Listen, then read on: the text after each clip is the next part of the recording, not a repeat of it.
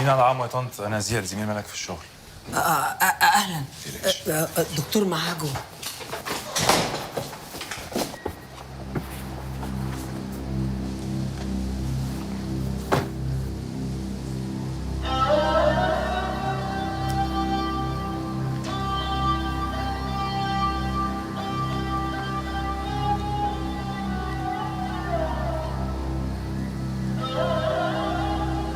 ماشي، دي تخرب على الكل.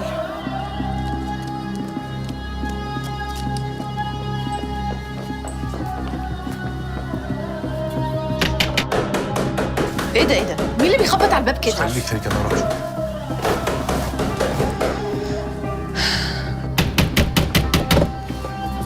انت كمان عندها في البيت؟ خلصي انت اتجننتي تهاجمي على الناس في بيوتها؟ انا بتهجم على الناس اللي عايزين يخطفوا مني جوزي وابو ابني. ولا جوزك ولا ابو ابنك، وانا وانت عارفين كده كويس، وانا عارف ان مفيش حاجه في بطنك، عشان لو في انا هرفع عليكي قضيه زنا. وانا مش همشي من هنا غير لما اعرفها حدودها، ولو عايز ترفع قضيه روح ارفعها بقى ونبقى نشوف. تعالي امشي قدامي قدامي،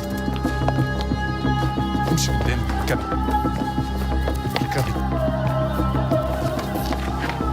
اركبي.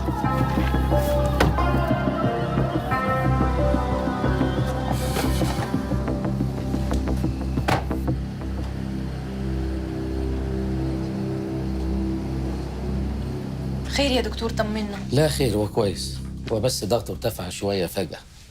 وحد فيكم ضايقه؟ زعله؟ يعني بقى احسن يا دكتور؟ انا اديت له حقنة هديته ونزلت له الضغط.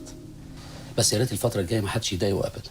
يعني لو في حاجة هتشوفه إنها هتعصبه وهتضايقه بلاش منها. وأنت يا أستاذ عبد الرحمن تعدي عليها في العيادة علشان نعمل لك شوية تحاليل.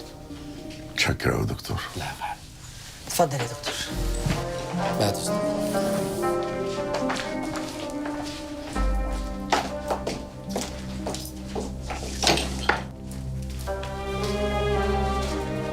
انا اسفه قوي يا بابا، حقك عليا. كده برضه يا ملك بتعلي صوتك عليا.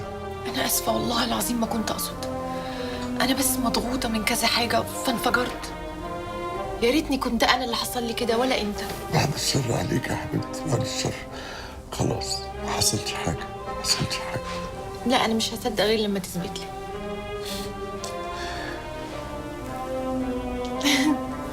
ماشي انا كده صدقتك.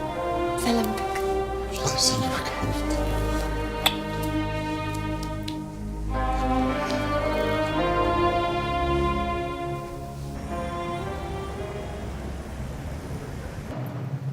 موقف غريب اللي كنا فيه ده، مش كده؟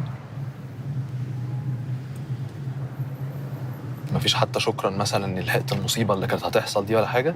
انت ايه اللي جابك المطعم اصلا؟ سمعتك وانتي بتحجزي، افتكرت ان الميعاد بينك وبين سامح. وده يخصك في ايه؟ انا مش فاهمه. هنروح نقعد في مكان دلوقتي ونتكلم، وانا هقول لك يخصني في ايه. لا لو سمحت انا عايزه اروح، بعد اذنك اركن على جنب ونزلني وانا هاخد اوبر اروح بيه. يعني مش من حقي يا صافي حتى انك تنفذي لي طلب واحد بعد اللي عملته عشانك في المطعم؟ عموما يا صافي انا مش هاخرك، هم 10 دقايق هنتكلم فيهم وبعد كده هوصلك لحد البيت.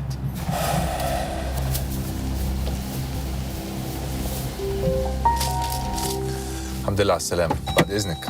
استنى هنا، هو انت فاكر انا هسيبك تروح لها؟ ما تستفزنيش أكتر من كده يا ريهام. انت اتجننت يا زياد؟ معقول؟ هتمد ايدك على ام ابنك؟ تصدقي بالله طريقتك دي بانك تحشري في وسط كل جمله ابنك او بنتك مأكده لي ان انت كدابه، ده غير اني ما عنديش شك انك بتكدبي. ليه؟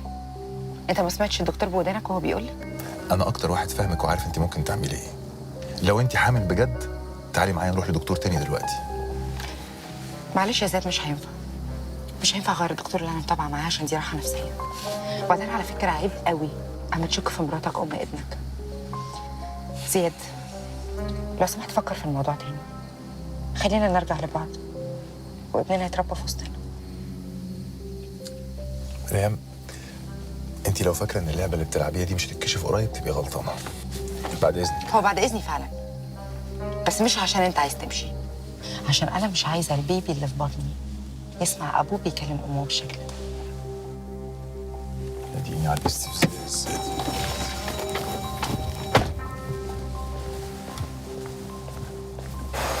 وانا زهقت مني؟ انت من الصبح عمال تلفلفني على رجليا في المول، هي دي بالنسبه لك الخروجه؟ طب قولي لي نفسك فيها 20 وانا اعملهولك. نفسي في ده. بس ده شكله غالي قوي. وبعدين انا اصلا اخاف ادخل المحل ده. ما هي دي المشكله يا خالد. ايه المشكله؟ انا عايزه اروح. طب تعالي، طب نقعد ونتكلم ونتفاهم. انا بقول لك انا عايزه اروح وانت بتفهمش. حاضر يا شيرين، حاضر. انا هطلب لك اوبر. اوبر؟ وانت مش معاك عربيه؟ لا ما عنديش. طب اتفضل يا خالد.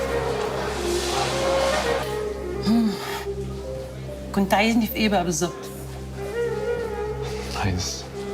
عايز اقول لك ان انا بحبك يا صافي. انت بتقول ايه؟ بقالي كتير بحاول اعترف لك باللي حاسه ناحيتك. انت عندك كام سنه يا مصطفى؟ 30. وانا عندي 40. واضح الفرق ولا مش واضح؟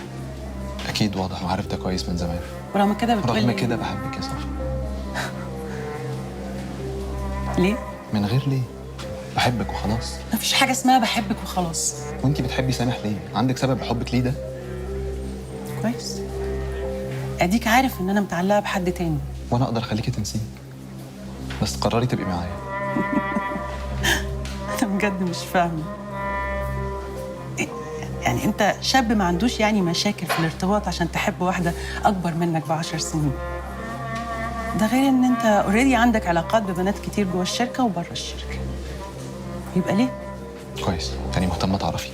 بغض النظر، ليه انا؟ عايز تلعب؟ العب؟ لا اوعي تفكري كده خالص يا صافي. ما بفكر ازاي وانت جاي بتقول لي حاجه مش منطقيه مش معقوله. تفكري في العرض اللي بعرضه عليكي. انا بحبك بجد، عايزك معايا. اللي انت بتقوله ده مستحيل. وحبك لواحد متجوز دي مش حاجه مستحيله. فكري يا صافي. انا مش عايز غير انك تاخدي وقتك وتفكري كويس.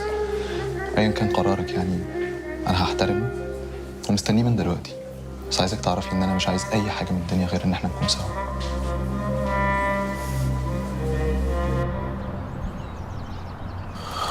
أنا آسفة يا مدحت، والله مش هتتكرر تاني. يعني أنا كنت قاصدة إن ده يحصل. يا مدحت ده أنا ما صدقت إن اللي بينا اتحسن شوية. مدحت أرجوك رد عليا.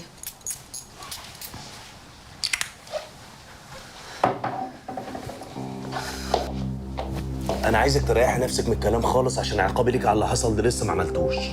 وعايزك بقى تاخدي نايبك صبر كده عشان اللي جاي سواد على دماغك.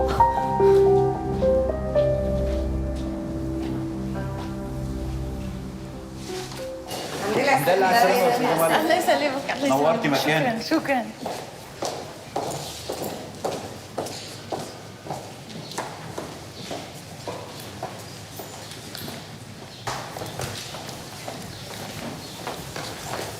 يا ريتني كنت صورت لك المكان قبل ما تيجي وبعد ما تيجي عشان تشوفي الفرق. ما تقول نورتي وخلاص وجيب من الآخر. نورتي كلمه قليله قوي يا ملك. الحمد لله على السلامه. ميرسي يا زياد، الله يسلمك. طمنيني، ايه اخبار بابا؟ فكرتني، هو انت رحت فين لما الباب خبط؟ جالي تليفون فما رضيتش ازعجك ومشيت على طول. سوري، كان المفروض ابعت لك او حاجه بس سوري. طب ايه علاقة التليفون باللي بيخبط على الباب؟ اللي كان بيخبط ده كان دليفري، كان بيسال على البيت، حد اسمه حمدي حاجه كده. حمدي؟ المهم طمنيني على باباكي. كويس؟ كويس الحمد لله، احسن. الحمد لله، ربنا يطمنكم عليك. ما انا لازم اسيبك عشان عندي ميتنج مهم. اوكي، انا نفسي اشوف وش رفعت بعد اللي حصل والله.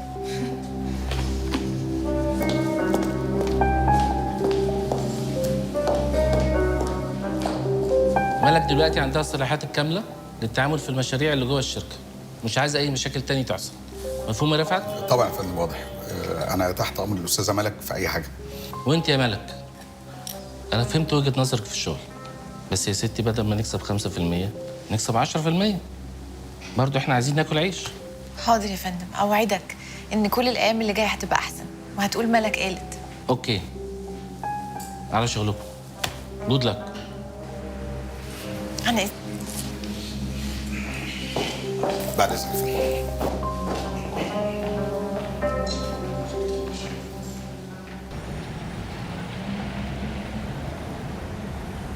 هو ايه اللي ما ينفعش يا عم مدحت؟ انا مرسيك على طريقه شغل من الاول وقايل لك تبلغني قبل ما العربيه تدخل باسبوعين. انت دلوقتي بقى جاي تقول لي كمان يومين وانا الشغل ده ما ينفعش معايا.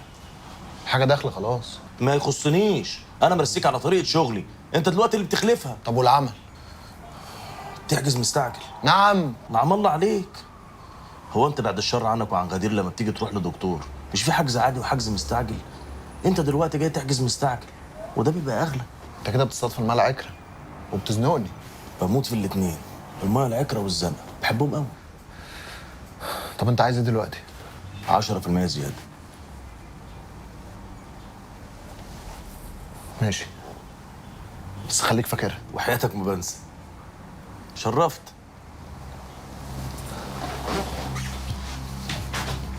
على مالك.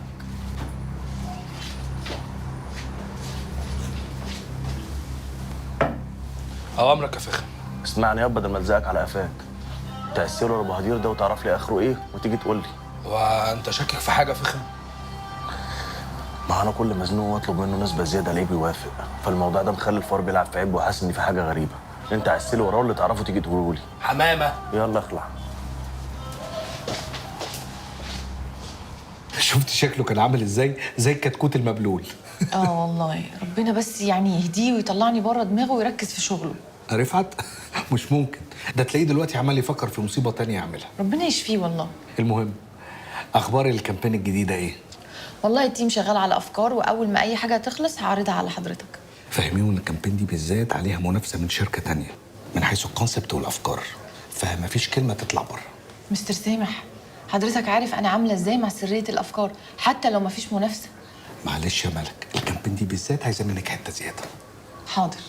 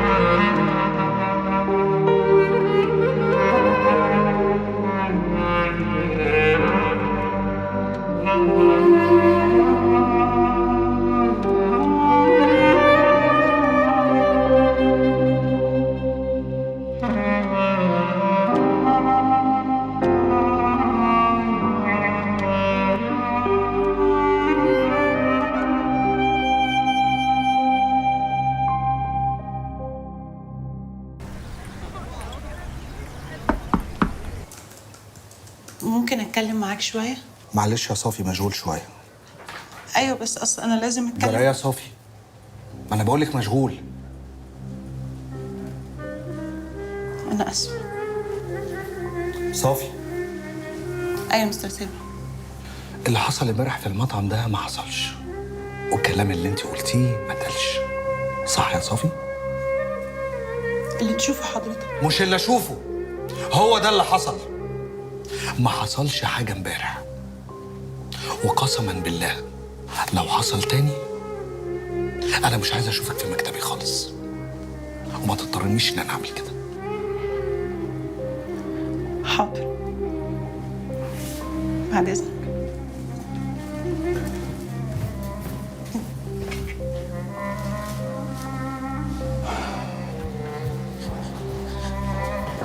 تعالي يا صافي. في ايه يا صافي؟ ايه اللي حصل؟ طب ممكن تشربي ميه؟ اشربي ميه.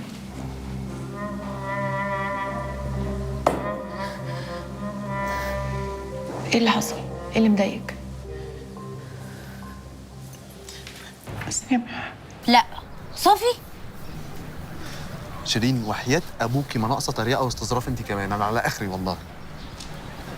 لا لا لا، ده الشركه اتجننت خالص، بقت كلها مثلثات في مثلثات كده. مثلثات ايه يا فيثاغورس؟ ايه اللي انت بتقوليه ده؟ انا بحكي لك عشان تقولي كلام غريب ما يتفهمش انت كمان. طب وهي قالت لك ايه؟ قالت لي بقى السن ومش السن وبتاع. هي قالت لك انه السن بس هو اللي مشكله؟ شيرين، انا عارف ان صافي بتحب سامح. انت كمان عارف؟ بصي يا صافي، انا مش هقول لك غير اني حاسه بيكي. انا حاسه بيكي والله، ومش هقول لك بقى الصح من الغلط لان انت مش صغيره. بعدين انت الوحيده اللي تقدري تاخدي قرار في موضوع زي ده. بس انا عايزه اطلب منك طلب. طلب ايه؟ اوعي تكوني سبب في انك تخربي بيت مفتوح. اوعي يا صافي.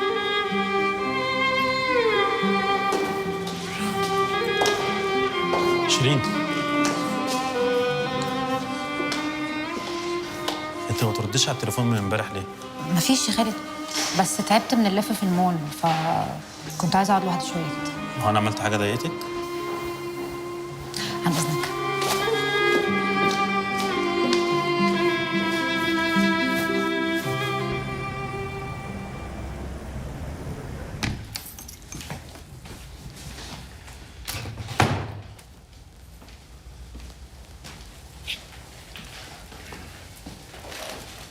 مساء الخير.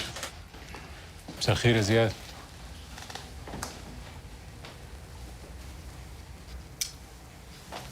ازيك يا ام العيال؟ ايه يا ريان مالك؟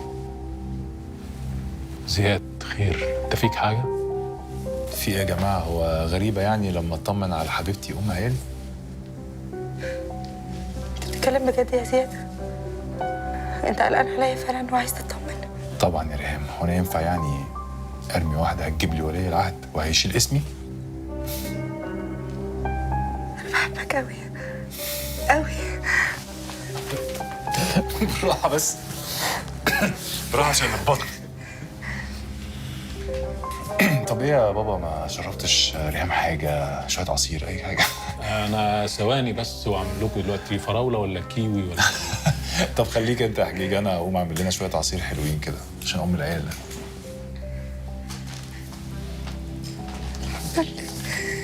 الحمد لله.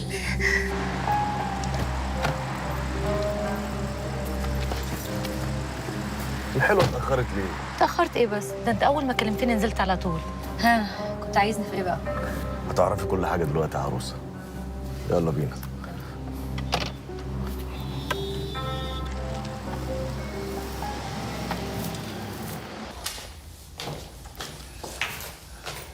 هاي بابا، عامل ايه؟ الحمد لله يا حبيبتي، كويس انك جيتي. ها تاكلي؟ لا لا لا، انا مش قادره، انا هموت وانام. ربنا معاك يا حبيبتي.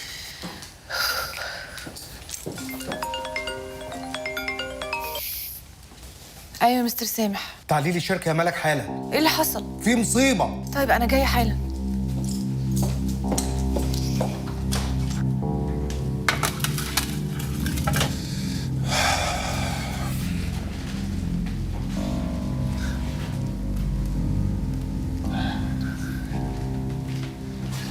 لقيت الجوافه في الثلاجه فعلا. انا عاملها امبارح بالليل. تسلم ايدك يا بابا. انا الشيف. اشرب.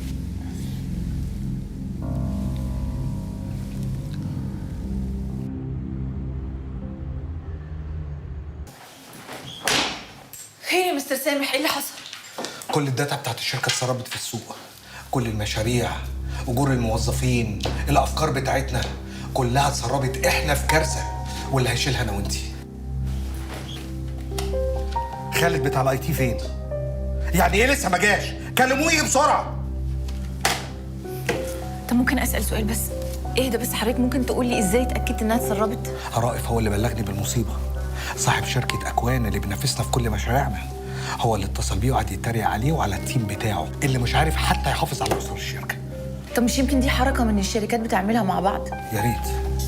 ده باعت له نسخه من التسريبات اهي قدامك، شايفه؟ هو عايز اقول لك كمان ايه بقى؟ رائف بلغني لو ما عرفناش مين ورا الموضوع هنبقى بره الشركه انا وانتي.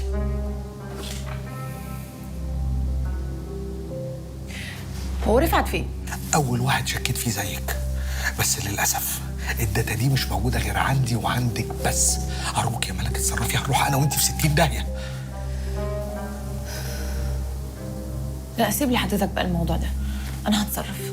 عن اذنك. الزفت خالد فين؟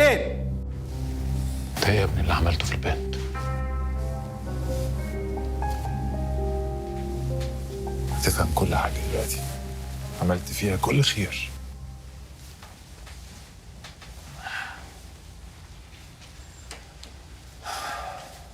هتعمل ايه؟ ايه يا زياد هتعمل ايه في البنت؟ هتفهم كل حاجه دلوقتي يا بابا. يا ابني احنا مش ناقصين مصايب. هفهم ايه؟ انت بتعمل ايه؟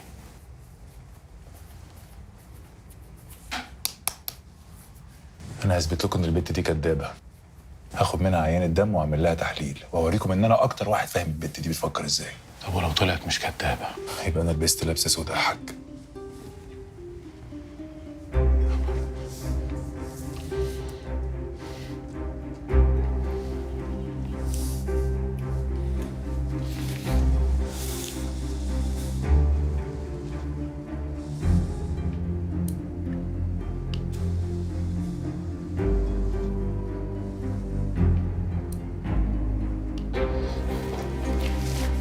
لو فاقت وسالتني ايه اللي حصل اقول ايه ولا اعمل ايه؟ قول لها زياد راح يجيب هدوم البيبي وجاي على طول. بيبي؟ مش فاهم حاجه.